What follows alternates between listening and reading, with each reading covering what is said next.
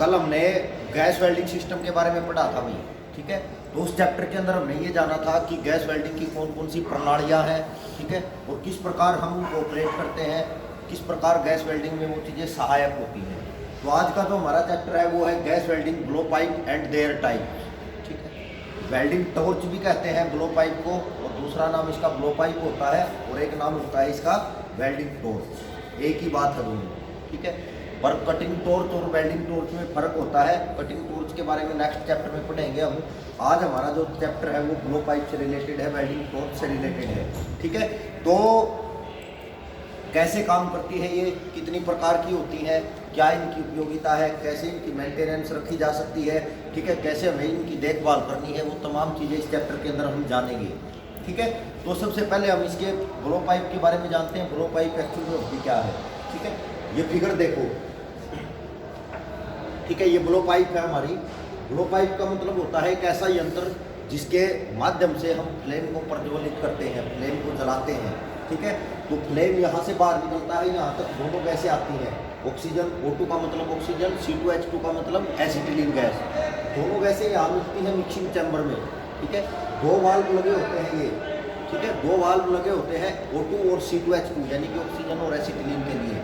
दो प्रकार से गैसों का नियंत्रण करते हैं अभी। एक होता है सिलेंडर के माध्यम से रेगुलेटरों के द्वारा, और दूसरा होता है वेल्डिंग टॉर्च के द्वारा, ठीक है। तो यहाँ से भी गैसों का नियंत्रण करते हैं हम। इस नियंत्रण के बाद क्या होता है, इसके मुख्य पार्ट जो होते हैं, यहाँ दोनों पाइपों के माध्यम से गैस आती है, ठीक है। यहाँ क्लिपों के माध्यम से उसको टाइट कर दिया जाता है। तो ये चीज़ जो होती है इसको टिप बोलते हैं। टिप वेल्डिंग टॉर्च के साथ 120 डिग्री के कोण पर जुड़ी होती है, ठीक है, 120 डिग्री के। टिप अलग अलग प्रकार की होती है काम के अनुसार। उसमें छेद जो होता है वो काम के अनुसार, कहीं पे ज़्यादा ताप की ज़रूरत होती है तो वहाँ बड़े डाया वाली टिप इस्तेमाल करते हैं, कहीं पे कम ताप की ज़रूरत होती है तो वहाँ कम डाया वाली टिप का इस्तेमाल हम करते हैं, ठीक है। तो ये टॉर्च होती है हमारी, ब्रास की बनी होती है बॉडी, और टिप जो होती है हमारी कॉपर की बनी होती है, ठीक है। तो कितने प्रकार की होती हैं ये चीज़ें जानते हैं हम, ठीक है। तो ब्लो पाइप जो होती है बेसिकली वही 3 प्रकार की है, ठीक है। पहला प्रकार है लो प्रेशर ब्लो पाइप, जिसके बारे में मैंने बताया था, ठीक है। एक होती है हाई प्रेशर ब्लो पाइप और एक होती है ऑटोमेटिक ब्लो पाइप, ठीक है। तीनों के मध्य क्या अंतर है वो चीज़ हम देखेंगे अब, ठीक है। तो जो लो प्रेशर ब्लो पाइप होती है उसका इस्तेमाल कल मैंने पढ़ाया था कि भाई लो प्रेशर सिस्टम के बारे में पढ़ा था हमने, ठीक है। तो लो प्रेशर ब्लो पाइप का इस्तेमाल लो प्रेशर सिस्टम पर ही करते हैं हम। जब एसिटिलीन गैस को जनरेटर के माध्यम से उत्पादित किया जाता है तब हम लो प्रेशर ब्लो पाइप का इस्तेमाल करते हैं, ठीक है। तो इसमें क्या होता है, इसमें जनरेटर से उत्पादित गैस का प्रयोग किया जाता है, ठीक है। तो जो इसके माध्यम से गैस बनती है, एसिटिलीन गैस जो तैयार होती है, उसका जो दबाव होता है, प्रेशर जो होता है उसका, वो वायुमंडलीय दबाव एटमॉस्फेयर जो होता है उसके प्रेशर से ही कम होता है, ठीक है। विभिन्न प्रकार की गैसें मैंने बताया था एनवायरनमेंट के अंदर होती हैं, तो उनका भी एक प्रेशर है, दबाव है, ठीक है। तो वायुमंडलीय दाब से भी कम इसका प्रेशर होता है, ठीक है। तो ये जो ब्लो पाइप होती है इसमें मिक्सिंग चैम्बर होता है। मिक्सिंग चैम्बर का मतलब होता है यहाँ एक ऐसा भाग जहाँ पर दोनों गैसें यहाँ अलग अलग आई हैं। जलती तब है ये जब आपस में मिल जाती हैं, ठीक है। मिक्सिंग चैम्बर का मतलब है जहाँ पर आकर दोनों गैसें आपस में मिलती हैं, उसको मिक्सिंग चैम्बर कहते हैं, ठीक है। तो इसके मिक्सिंग चैम्बर में एक कोण फिट की जाती है। इस कोण पर अधिक प्रेशर पर ऑक्सीजन की सप्लाई होती है। ये जो टॉर्च होती है इसकी बनावट में फ़र्क होता है, ठीक है। तो इसके अंदर एक कोण फिट की जाती है जिसके अंदर से अधिक प्रेशर पर ऑक्सीजन गैस की सप्लाई दी जाती है। इस कोण में अब क्षेत्रफल जब बढ़ता है, ठीक है, तो दाब भी बढ़ जाता है, ठीक है। इसमें जब क्षेत्रफल बढ़ता है दाब कम हो जाता है। दाब कम होने से एसिटिलीन गैस जो है इसमें अपने आप खिंच जाती है, ठीक है। जब इसका दाब कम हो जाता है तो एसिटिलीन गैस अपने आप इस कोण में खिंच जाती है, टॉर्च के अंदर खिंच जाती है, ठीक है। टिप से बाहर आकर इसमें फ्लेम का निर्माण होता है। जब दोनों गैसें आपस में मिल जाती हैं, एसिटिलीन भी खिंच जाती है, ऑक्सीजन अधिक प्रेशर पर सप्लाई हो ही रही है, तो दोनों गैसें मिल जाती हैं और मिलने के बाद फ्लेम का निर्माण करती हैं, ठीक है। मैंने बताया दो वाल्व लगे होते हैं यहाँ पर, ऑक्सीजन और एसिटिलीन के लिए। तो जब हम फ्लेम बनाते हैं तो सबसे पहले हम क्या करते हैं, C2H2 वाल्व को खोलते हैं, यानी कि एसिटिलीन वाल्व को खोलते हैं। पहचान कैसे रहेगी? कलर कोडिंग होती है, इसके ऊपर भी रेड कलर जो होगा वो एसिटिलीन के लिए और ब्लू या ब्लैक जो होगा वो ऑक्सीजन के लिए लगा होगा उसके ऊपर, स्विच के ऊपर। ठीक है, तो हम रेड वाले को ओपन करते हैं हल्का सा, पूरा नहीं खोलना होता है, हल्का सा खोलते हैं। ठीक है, हल्का खोलने से क्या होता है, हल्की गैस बाहर आती है और स्पार्क लाइटर से फ्लेम को जलाते हैं और फिर धीरे धीरे ऑक्सीजन वाल्व को सेट करके फ्लेम का निर्माण करते हैं। ठीक है, तो ये जो ब्लो पाइप होती है, ये जो वेल्डिंग टॉर्च होती है, इसका प्रयोग कहाँ पर होता है? केवल लो प्रेशर सिस्टम में होता है, हाई प्रेशर सिस्टम पर इसका इस्तेमाल नहीं होता है। ठीक है, ये बात समझ में आ गई। इसके बाद high pressure blow pipe, high pressure system के बारे में मैंने पढ़ाया था। हाई प्रेशर सिस्टम यानी जब दोनों गैसें, ऑक्सीजन भी और एसिटिलीन भी सिलेंडरों से लेकर इस्तेमाल की जाती है, उसको हम क्या कहते हैं? हाई प्रेशर सिस्टम कहते हैं। उच्च दाब प्रणाली कहा जाता है उसे। ठीक है, तो उच्च दाब प्रणाली जो होती है उसके अंदर दोनों गैसें हम सिलेंडर से लेते हैं, वैसे ही जो है ओज पाइपों के माध्यम से यहाँ तक टॉर्च तक दोनों गैसों को लाया जाता है और टॉर्च के साथ ओज पाइपों को, रबड़ की जो पाइपें होती हैं उनको जोड़ दिया जाता है। ठीक है, जैसे हम एलपीजी में सिलेंडर से पाइप लेकर आते हैं ना, रेगुलेटर में पाइप लगाते हैं रबड़ की और फिर चूल्हे के साथ अटैचमेंट देते हैं, उसी प्रकार सिलेंडर से पाइप आती है, रबड़ पाइप आती है और वो टॉर्च के साथ एडजस्ट कर दी जाती हैं। ठीक है, तो जब इसके साथ एडजस्ट हो जाती है, इसके साथ उनको जोड़ दिया जाता है, फिर हम वो गैसों की सप्लाई टॉर्च में आ जाती है सीधे तौर पर। ठीक है, तो जब यहाँ इसमें क्या होता है, हाई प्रेशर सिस्टम पर जब हम काम करते हैं तो उसके लिए टॉर्च लगाती है। ठीक है, उसमें इंजेक्टर कोण नहीं लगा होता है, जैसे इसमें इंजेक्टर कोण लगा हुआ था। ठीक है, जिसमें उच्च दाब पर ऑक्सीजन की सप्लाई आ रही थी, परंतु इसमें इंजेक्टर कोण नहीं लगा होता है। इसमें मैंने कल बताया था कि हाई प्रेशर में जो एसिटिलीन का प्रेशर होता है वो 15 से 16 kg/सेंटीमीटर सेंटीमीटर होता है, जबकि लो प्रेशर सिस्टम में मैंने बताया था 0.017 kg/सेंटीमीटर सेंटीमीटर से 1 kg/सेंटीमीटर सेंटीमीटर तक एसिटिलीन का प्रेशर होता है। ठीक है, तो हाई प्रेशर में ज़्यादा प्रेशर है तो उसमें खींचने की जरूरत नहीं पड़ती, उसमें ऑटोमेटिकली ढंग से सप्लाई हो जाती है एसिटिलीन। ठीक है, तो दोनों गैसों का प्रेशर इसमें बराबर होता है। जब टॉर्च के अंदर गैसें प्रवेश करती हैं वो 0.5 से 0.7 एटम गेज तक होता है, 0.5 से 0.7 एटम गेज तक वो प्रेशर, वो दबाव होता है और दोनों गैसों का हाई प्रेशर की जो टॉर्च होती है उसमें बराबर होता है। ठीक है, इसमें बराबर नहीं था, इसमें ऑक्सीजन अधिक उस पर जा रही थी, जबकि एसिटिलीन का प्रेशर जो था वो कम था, परंतु इसमें अधिक है। ठीक है, तो इसमें बराबर है। ठीक है, मिक्सिंग चैम्बर में दोनों गैसें समान अनुपात में मिलती हैं।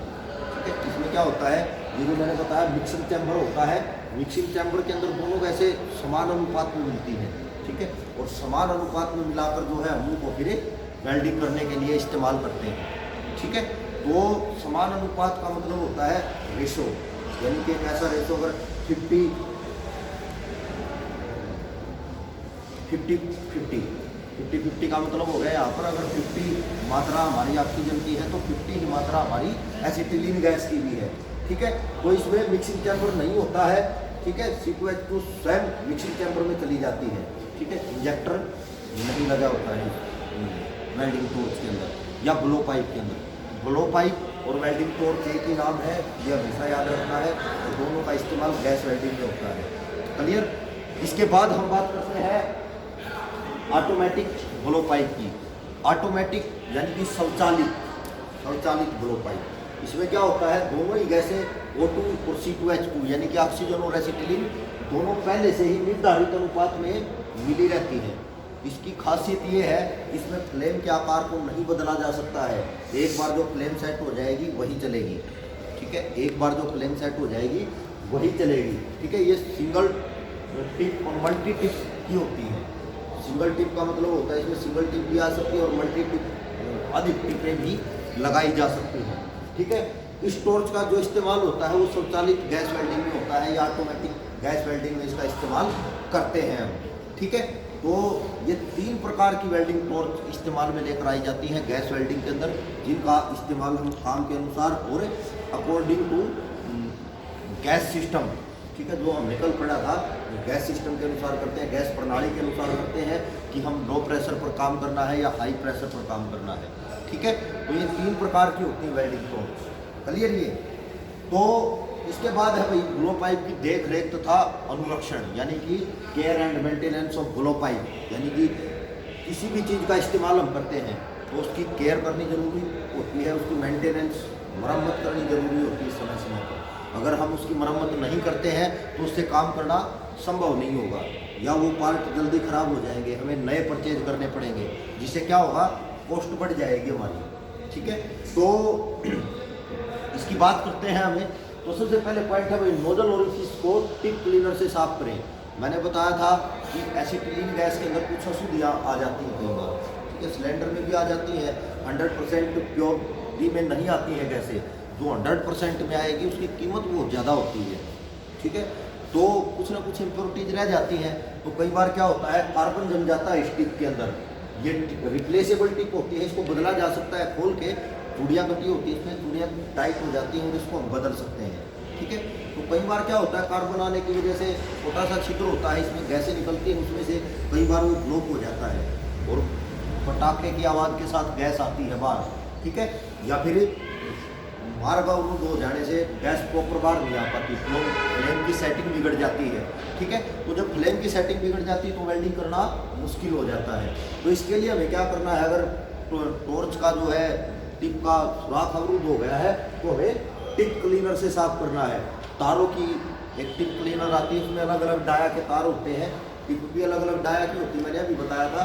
तो जिसमें जो सुटेबल होता है उसके अनुसार उसको हमें साफ करते हैं उसमें डाल के, ठीक है। जब उसमें हम डालते हैं तो जो कार्बन फंसी होती है वो तार के साथ बाहर आ जाती है, ठीक है। नरम तारों का इस्तेमाल करना चाहिए, नरम तारों से बने टिप क्लीनर का इस्तेमाल हमें करना है ताकि जो है हमारी टिप खराब ना हो। उसके बाद है नोजल की चूड़ियाँ बाहरी तत्वों से मुक्त होनी चाहिए।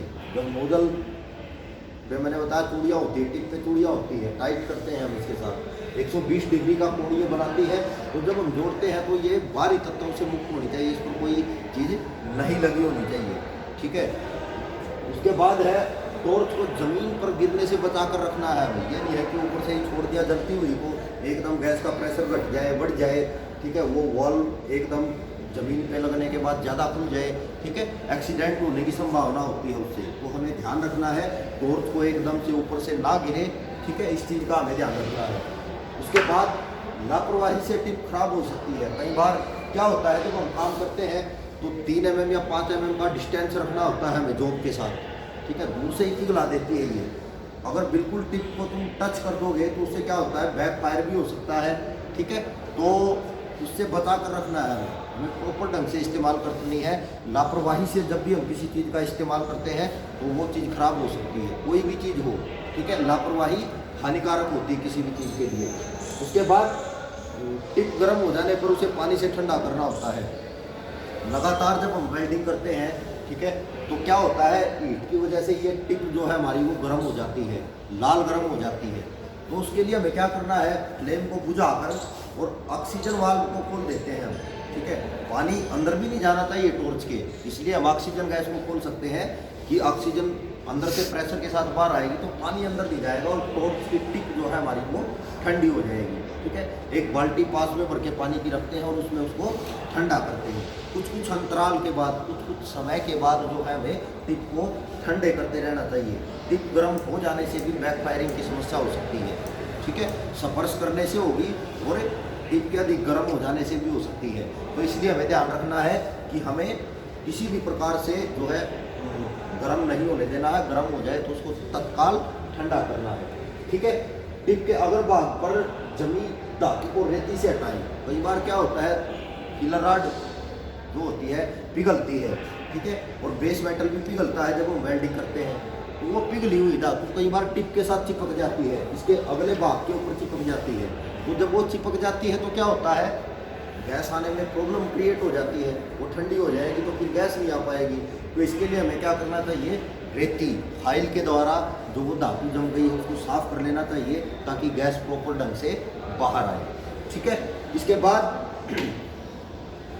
ब्लो पाइप इनलेट के साथ उसी साइज की नोजल फिट करें। ब्लो पाइप इनलेट के साथ, इनलेट का मतलब है ये कि उचित साइज की टिप लगानी है हमें, जैसा हमें काम करना है, किस साइज की प्लेटों को हमें जोड़ना है कितनी मोटाई की प्लेटों को जोड़ रहा है, उसके अनुसार हमें टिप का चयन करना है और उसके बाद हमें वेल्डिंग करनी है। ठीक है, उसके बाद हमें वेल्डिंग करनी है। उसके बाद कुछ अंतराल पर वेल्डिंग रोक दें। कुछ अंतराल का मतलब है कि अगर टिप बार बार गर्म हो रही है तो हमें कुछ समय के लिए वेल्डिंग को रोक देना चाहिए। अगर हम नहीं रोकते हैं तो इससे वेल्डिंग में डिफेक्ट आ जाते हैं। ठीक है, उसके बाद ब्लो पाइप को तेलीय पदार्थों से मुक्त रखते हैं, जैसे तेल है, ग्रीस है। ठीक है, ये मैंने बताया था ज्वलनशील पदार्थ होते हैं। ठीक है, वो इनके संपर्क में आने से हमें बचा कर रखना है वेल्डिंग टॉर्च को। ऐसा नहीं है कि वहीं पे ग्रीस पड़ा है, वहीं पे तेल पड़ा है, पूरा हमने टॉर्च को भी वहीं फेंक दिया है, उसके साथ लग जाएगा तो आग लगने की संभावना या विस्फोट होने की संभावना हो सकती है। ठीक है, तो इसलिए हमें ध्यान रखना है कि उनको इससे दूर रखें। ठीक है, उसके बाद है ज्वाला बनाते समय एसिटिलीन को पहले खोलें। जब हम गैस बनाते हैं, ठीक है, तो क्या होता है, जब गैस हम तैयार करते हैं तो गैस फ्लेम बनाते समय सबसे पहले एसिटिलीन गैस को खोलना है। क्यों? क्योंकि ज्वलनशील गैस कौन सी है हमारी? एसिटिलीन है। ऑक्सीजन ज्वलनशील गैस नहीं है, हमारी ज्वलनशील गैस जो है वो एसिटिलीन है। तो सबसे पहले हम यहाँ से C2H2 वाल्व, जो रेड रंग का वाल्व है, उसको खोलेंगे धीरे धीरे, आराम से, हल्का खोलेंगे, स्पार्क लाइटर से जलाएंगे और उसके बाद ऑक्सीजन वाल्व से सेटिंग करते हुए उसको हमें फ्लेम तैयार करेंगे। ठीक है, तो सबसे पहले हमें इसी को तैयार करना है। ठीक है, तो एसिटिलीन गैस जो होती है ऑक्सीजन के साथ मिलकर विस्फोटक मिश्रण भी बनाती है। ठीक है, तो जब विस्फोटक मिश्रण बनाती है तो उससे परेशानी हो सकती है, आग लग सकती है। ठीक है, तो इसलिए सुरक्षित इस्तेमाल, सुरक्षित संचालन बहुत ज़रूरी होता है वेल्डिंग में। ठीक है, तो इसलिए हमें सुरक्षित संचालन करना आना चाहिए। ठीक है, काम को उचित तरीके से और दिए गए निर्माता के द्वारा दिए गए निर्देशों की पालना करके ही काम को करना है। कोई भी काम करें हम, वेल्डिंग का, आर्क का करें, गैस का करें, जो उससे संबंधित नियम है पहले वो पढ़ लें, उसके बाद काम करें। ठीक है, ताकि उससे क्या होगा, सेफ्टी के साथ काम हो पाएगा।